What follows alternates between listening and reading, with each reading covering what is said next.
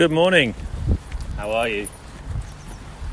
Hope you're okay. Walking out with Flo from the Dog Walk Diary. Another Ask Me Anything episode. Question coming in from my community. And just quickly, in terms of these Ask Me Anything episodes, if you've got a burning question, then fire it on through. I do get quite a few, and I'm not able to get to all of them, but the way it kind of works is if I see something come in and it's of interest and it warrants a decent response, then I'll do my best to put it into an AMA. In terms of priority, I do prioritise the ones that come in to my Patreon supporters. So there's a number of different levels of Patreon supporter, and and anybody who's a supporter, I will always respond to their questions and try wherever possible to put them out on a podcast. So if you do have a question and would like me to respond to it, if you head over to my Patreon page, which is Patreon /The Talent Equation, or there's a button on the top of the website, talentequation.co.uk. It'll only take you a couple of minutes to sign on up and can have a chat about this stuff. Just to let everybody know as well, I know times are difficult, so this isn't about getting the whole thing funded or anything like that. But I will answer questions from anybody pretty much, and it's not the only way you can support the show. I don't want financing to be an issue here, and by the way, if anybody wants to join the conclave and access the community of learning that we have, and finances are a barrier, then just drop me a line. We want people to access the learning. We don't want finance to get in the way of that. But I mean, signing up, joining the community. So just signing up for the newsletter or something like that is always good. Means I can get events and new things across to you. So that's a useful thing to do as well. But also, one of the main ways to support the show is to share it. Just regularly widen and broaden the community. The more people who are listening, the more people who are kind of paying attention, if you like, in the information age is the best way possible. I just want to kind of get some of these messages out there to people. So share, subscribe, all of that stuff. That's a good way to support. Right, anyway, onto our question from today. Came in from Kieran O'Sullivan, who says, hi Stuart, a question on coach education and coaching courses. If we're asking our tutors to guide games approach, or CLA, constraints-led approach, with coaches, shouldn't the tutor syllabus reflect the same? I'm just looking over manuals and syllabus from the governing body it works with, and they're doing an update and a revamp. And most of what he's seeing is sort of modules on technical and tactical elements or individual defensive components. And he said his thoughts would be that we'll be underpinned by principles of constraints-led approach, etc. And we should teach concepts like dynamic 1v1, 3v3, co-adaptability, coaching offense and defense simultaneously. So rather than looking at them separately. And would preach him any thoughts. Right, well, there's a few things here I want to pick up on if I can. Firstly, I think in general, I want to make a point about education. So anybody who's been following the show and following the exercise I've been having with various individuals will know that from time to time there's been quite appraisal or pushback from certain supporters,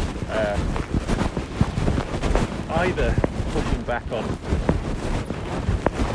the certainty with which I'm proposing that we utilise or adopt strength-led approaches, or sharing that information out there with people. Part of the reason I do that is because certainly for my co-education experience, might not have been the same as everybody else's. Things may well have improved, but from what I see, there are within coach education the dominant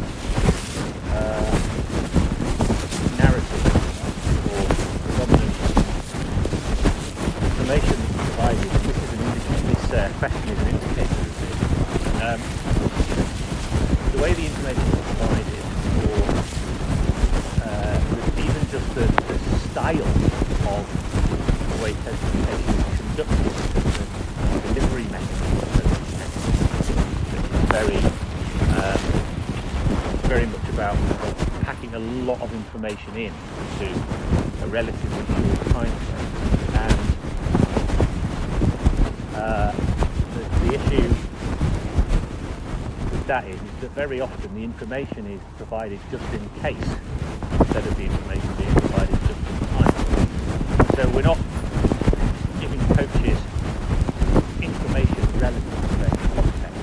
We're giving them information relative to an idealised set of circumstances that we imagine to be the case for a majority of individuals.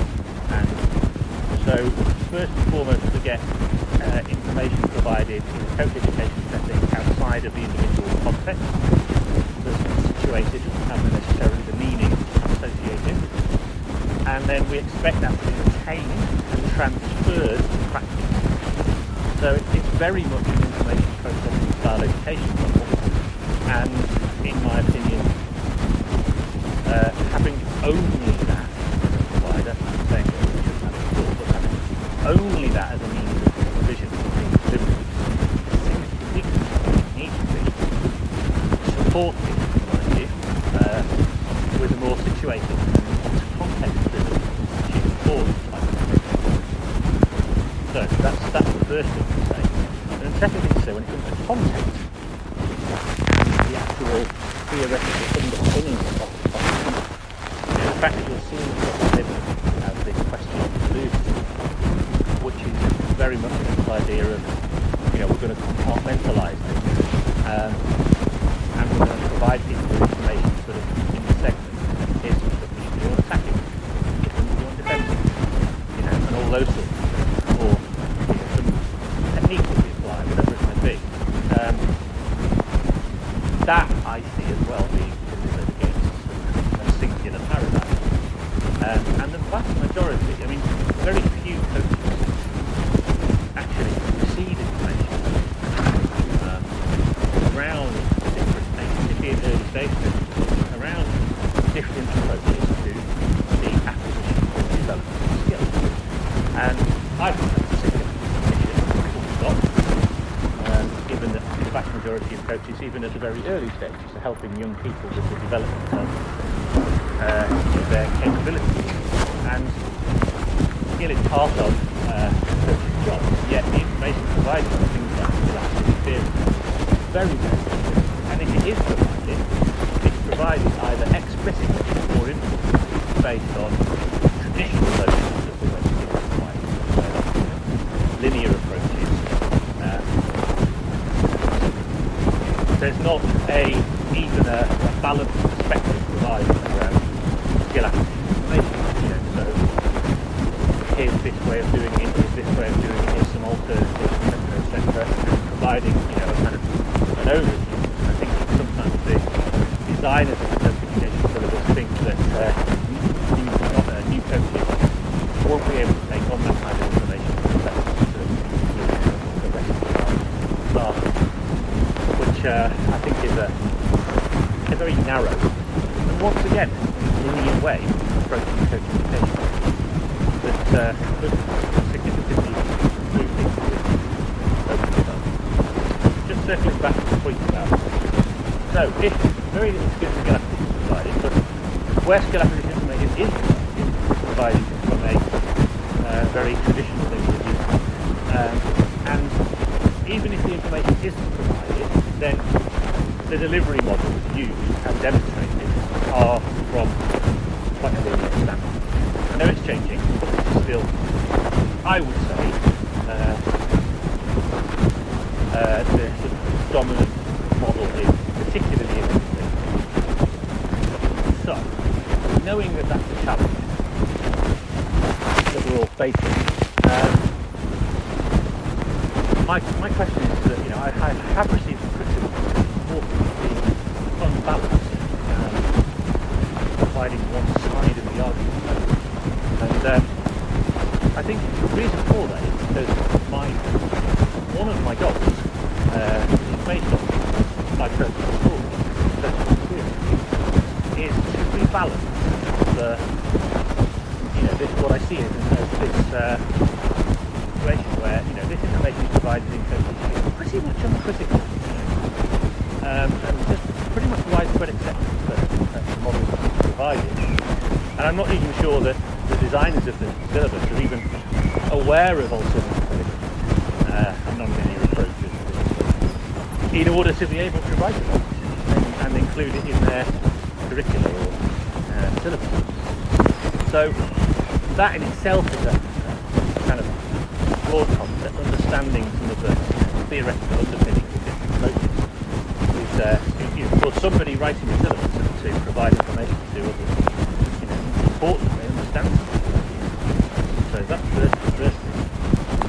But then, so this rebalancing, I do this to provide this sort of alternative account, something that was denied to me in the first 20 years of my coaching, and yet, in my view, would have been extremely valuable. And I only really found it through practice, fortunate to meet them people who are exposed to different concepts. So that's a major sort of challenge.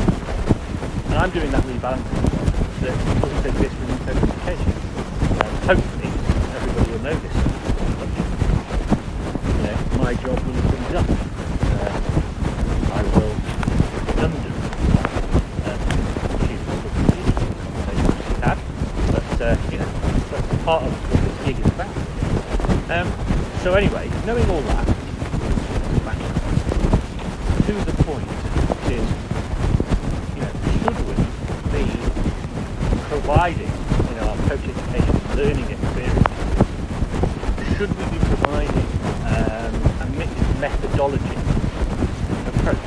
So, some people in the community, if you like, in the world of coach education and development, some of the researchers and theorists, other podcasters have challenged me to say that, my worldview is too single, too one-dimensional, wrapped up in an ecological account. And that is certainly true. I have rejected through experience. I have rejected one part of this. Now that doesn't mean methodologically I think entirely. It means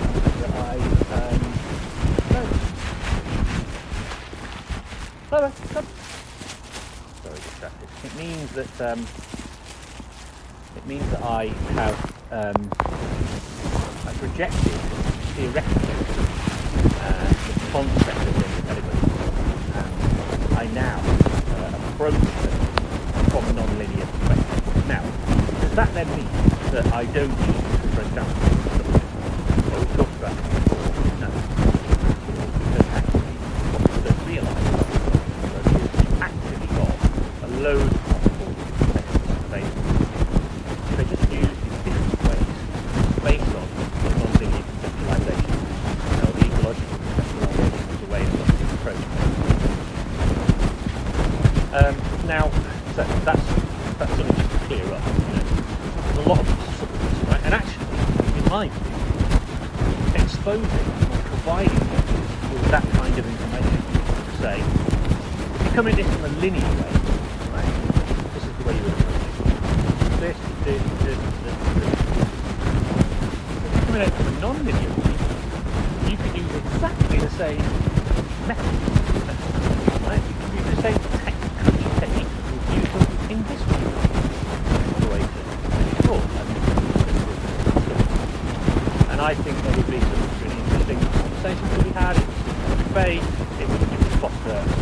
inquiry, curiosity, it could provide more, they could obviously go off on their learning journey, and they could be providing more information, it could be used as a reference point when they have professional development, if they have those.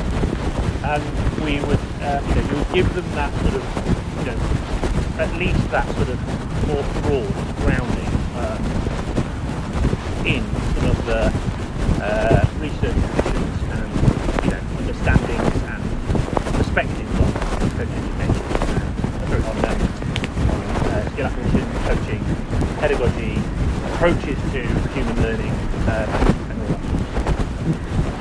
So I think that there's a lot, and I think that that's part of our challenge really is because mainstream education.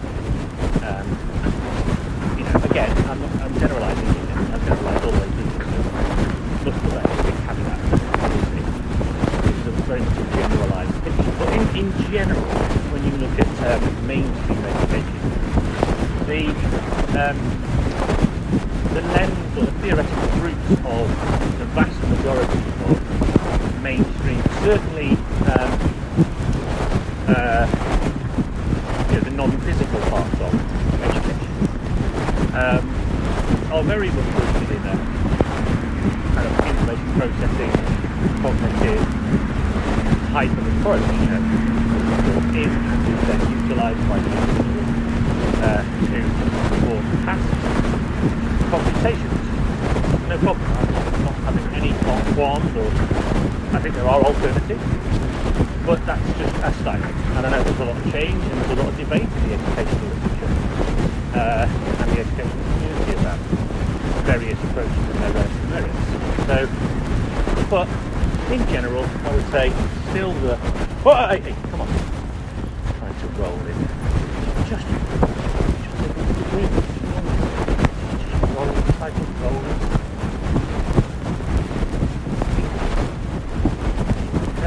So in the education world, vast majority of people are,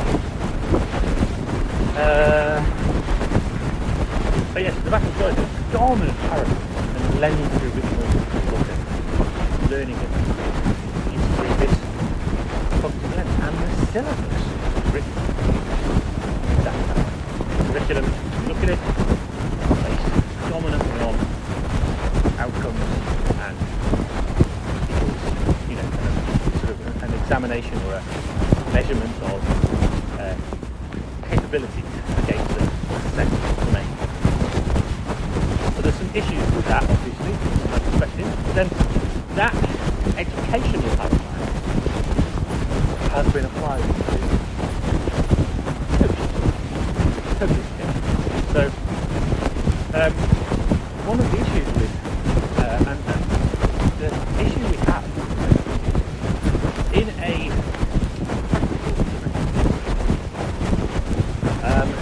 then there are real challenges with that, because I don't think it's really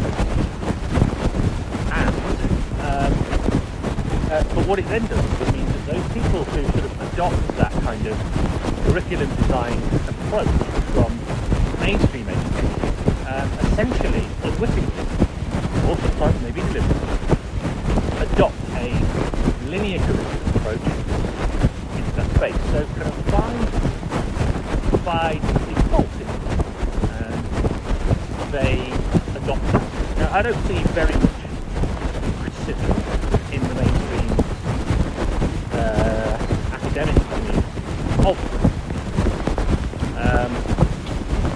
And there was a review conducted of coach education in England by Manchester Metropolitan University, and one of the findings of that review was that this linear education curriculum, which was based on behaviourist stroke, behaviourist sort of theoretical perspectives on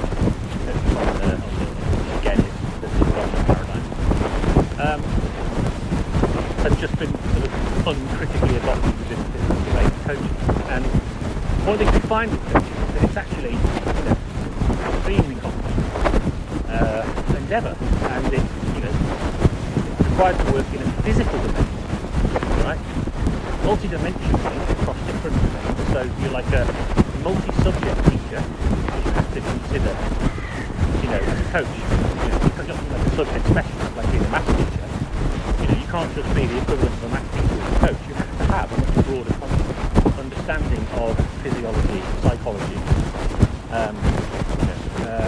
anatomy, kinesiology,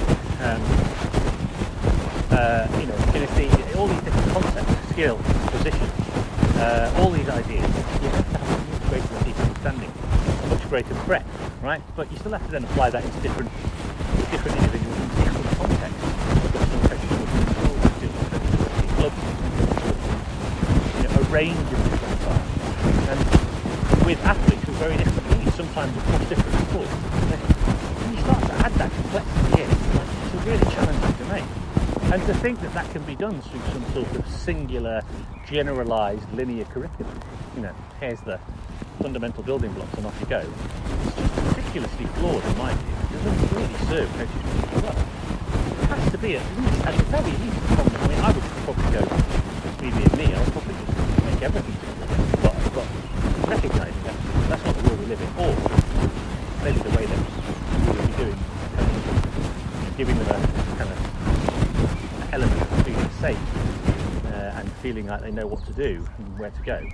That would be something that I think might be lacking. So you need at least to have a combination of factors. You need to be able to at least have both options. The combination of the sort of generalised knowledge combined with the practice.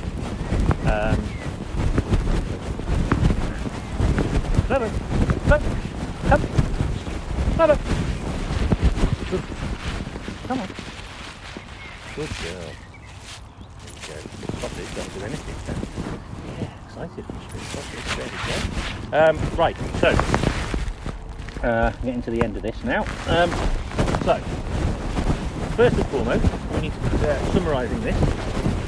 We need to critically appraise the way in which curriculum is designed, and curriculum design should take into account, at the very least, a more balanced perspective on different theoretical positions on learning, and provide coaches with not only content about those theories, but experience of, in their learning experience, different theoretical positions by different practitioners, and then experience in the practice themselves with critical evaluation, support, feedback, coaching from the providers of education experience. So we have both knowledge about, all three, knowledge about, knowledge of, and knowledge in. And if we did that, then I think we'd go really far to help coaches with a far more spiral curriculum style approach, where we are not only having a core spine that goes through the middle of the spiral, and then wrapped around with contextualised, bespoke, individualised support for that individual based on their learning journey, the pace of learning that they have, and also their kind of individual desires and the content of the individual learning. So we absolutely map on the pace of learning with them. There we go. Right, so do we bring coach? So where do we bring in? So just wrapping up, where do you bring in the strength of the coach? And yeah, absolutely. It's part of it. There should be whether it's modules or just kind of it all the way through. You might say, here's one way of doing this, here's another way of doing it. You show coaches different approaches continuously. Now it may be that you haven't got practitioners out there modularised. But anyway, it definitely needs to be factored into the curriculum and it's thought through.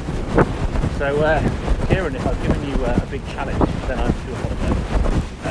But I'm hoping that you just thought through the thought. Curriculum design, by the way, and all that sort of stuff is something that I spend a lot of time thinking and exploring, and have provided quite a bit of sort of presentation to various organisations, both in my day-to-day.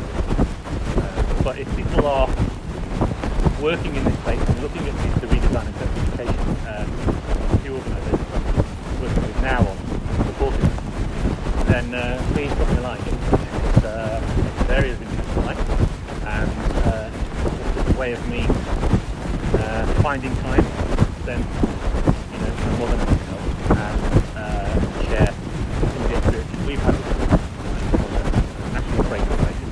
So anyway,